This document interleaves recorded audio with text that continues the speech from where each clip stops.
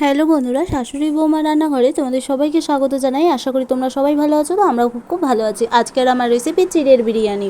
তো হ্যাঁ বন্ধুরা, তোমরা তো শুনে অবাকই হচ্ছ যে চিড়ের বিরিয়ানি আবার কি। না, চিড়ের বিরিয়ানি হচ্ছে আজকে তোমাদের সাথে একটা সহজ পদ্ধতিতে, ঘরোয়া পদ্ধতিতে শেয়ার করব চিড়ের বিরিয়ানি। আমরা তো অনেকে বাইরে বিরিয়ানি খেয়েছি, মাটন বিরিয়ানি, চিকেন বিরিয়ানি, দম বিরিয়ানি, কাচ্চি বিরিয়ানি। তো আজকে তোমাদের সাথে শেয়ার করছি চিড়ের বিরিয়ানি।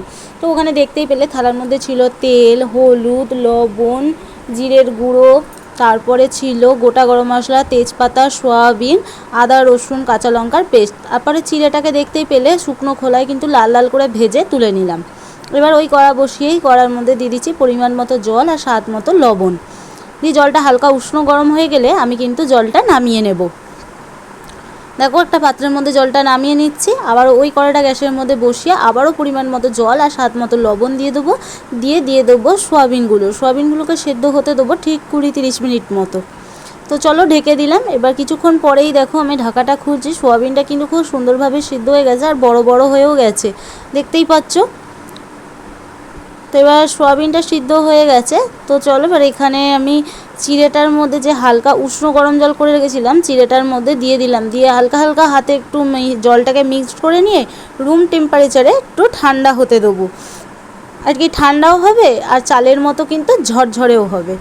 তো দেখো আমি কিন্তু এই প্রসেসটা করেছি, তোমরাও কিন্তু চাইলে এই প্রসেসটা মেনে চলতে পারো। তো দেখো এখানে আমার কিন্তু সোয়াবিনটা সিদ্ধ হয়ে গেছে। তো আমি গ্যাসের ফ্লেম অফ করে দিয়েছি। দেখো এবার আমি নামিয়ে নেব। তো আবারও গ্যাস জ্বেলে আমি কড়া বসিয়ে দেবো। কড়াই দিয়ে দেবো পরিমাণ মতো সরিষার তেল।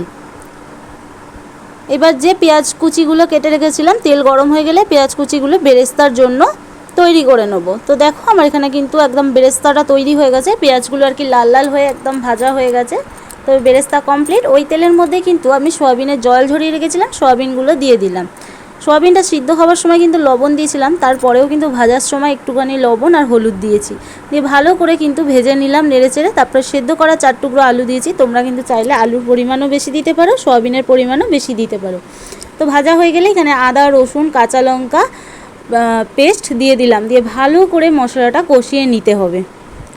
নাড়াচাড়া দিয়ে মশলাটাকে কষিয়ে নিচ্ছি। তারপরেই দেখো এখানে দিয়ে দিচ্ছি জিরের গুঁড়ো, তারপরে দিয়ে দিচ্ছি কাশ্মীরি লঙ্কার গুঁড়ো আর দিয়ে দিলাম ঝাল লঙ্কার গুঁড়ো। দিয়ে ভালো করে নাড়াচাড়া দিয়ে মশলাটা কষিয়ে নিতে হবে। দেখো মশলাটা যাতে না লেগে যায় তাই অল্প পরিমাণ করে জল দিয়ে ভালো করে অল্প অল্প করে জল দিয়ে মশলাটাকে কষিয়ে নিতে হবে।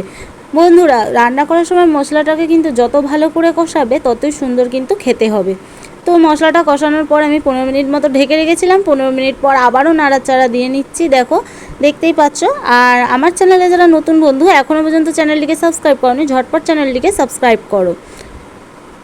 তো আমার ভিডিও তোমাদের কেমন লাগে অতি অবশ্যই বন্ধুরা তোমরা আমাকে কমেন্টে জানাবে। তো দেখো আমার এখানে চিড়েটাও কিন্তু ঝরঝরে হয়ে গেছে। এবার কড়ার মধ্যে দেখো আমি দিয়ে দিচ্ছি সাদা তেল,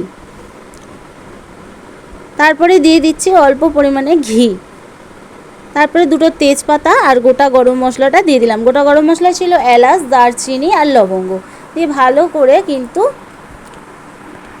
একটু তেলে নেড়ে চেড়ে ভেজে নিলাম। তারপরে একটা এখানে হাঁড়ি নিয়ে নিয়েছি, তারপরে আগে ওই ঝরঝরে চিড়েটা দিয়ে দিচ্ছি। তারপরে কষিয়ে রাখা যে আলু সোয়াবিনটা সেইটা কিন্তু দিয়ে দিচ্ছি। তারপরে দেখো এই যে ফোড়নটা যেটা দিয়ে দিলাম, তারপরেই ওপর দিয়ে দেখো দিয়ে দেবো বেরেস্তা। তারপরে কিন্তু বিরিয়ানির মশলা দিয়ে দিচ্ছি, দেখতেই পাচ্ছ। ঠিক যেভাবে আমরা বিরিয়ানি বানিয়ে থাকি তো সেই প্রসেসেই কিন্তু তৈরি করব। গোলাপ জল, কেওড়া জল দিয়ে দিচ্ছি অল্প অল্প করে আর একটু আতর, যাতে একটু বিরিয়ানি সেন্ট হয়। তো দেখো এখানে গোলাপ জল, কেওড়া জল দিয়ে দিলাম। তারপরে আবারও উপর দিয়ে কিন্তু চিড়ের কোট দিয়ে দিচ্ছি। সেম একইভাবে কিন্তু পরপর কোট দিয়ে তৈরি করে নেব। তো ভিডিওটি প্রথম থেকে শেষ অবধি দেখার জন্য তোমাদের কাছে অনুরোধ রইল, ভিডিওটি কেউ স্কিপ করো না। তো দেখো আমার কিন্তু হাঁড়িতে সব দেওয়া হয়ে গেছে। এরপর কিন্তু আমি ঢেকে দেবো। এবার গ্যাস জ্বেলে আমি হাঁড়িটা বসিয়ে দেবো। একদম লো ফ্লেমে কিন্তু বিরিয়ানিটা করে নেব। তো দেখো আমি কিন্তু এইখানে হয়ে গেছে তাই একটু ঝাঁকা নাকা দিয়ে নিচ্ছি। এরপরে কিন্তু আমার এখানে বিরিয়ানিটা তৈরি হয়ে গেছে। ঠিক 30 থেকে 40 মিনিট পর আমি কিন্তু নামিয়ে নিচ্ছি। তো দেখো আমার ঘরোয়া পদ্ধতিতে খুব সহজে কিন্তু এই চিড়ের বিরিয়ানি তৈরি হয়ে গেল। তো বন্ধুরা দেখে তো জিভে জল নিশ্চয়ই আসবে। তো দেখো আমার কিন্তু আজকের এই চিড়ের বিরিয়ানি তৈরি হয়ে গেল। তো কেমন লাগলো তোমাদের আজকের এই ভিডিওটা? যদি ভালো লেগে থাকে চ্যানেলটিকে সাবস্ক্রাইব করে পাশে থাকা বেল আইকনটিকে প্রেস করে দাও। তো তোমরাও কেন দেরি করছো, ঝটপট বাড়িতে একবার এই চিড়ের বিরিয়ানির রেসিপিটা ট্রাই করে ফেলো। তো ততক্ষণে ভিডিওটি তোমরা দেখতে থাকো, সুস্থ থাকো, ভালো থেকো। দেখা হচ্ছে পরবর্তী ভিডিওতে।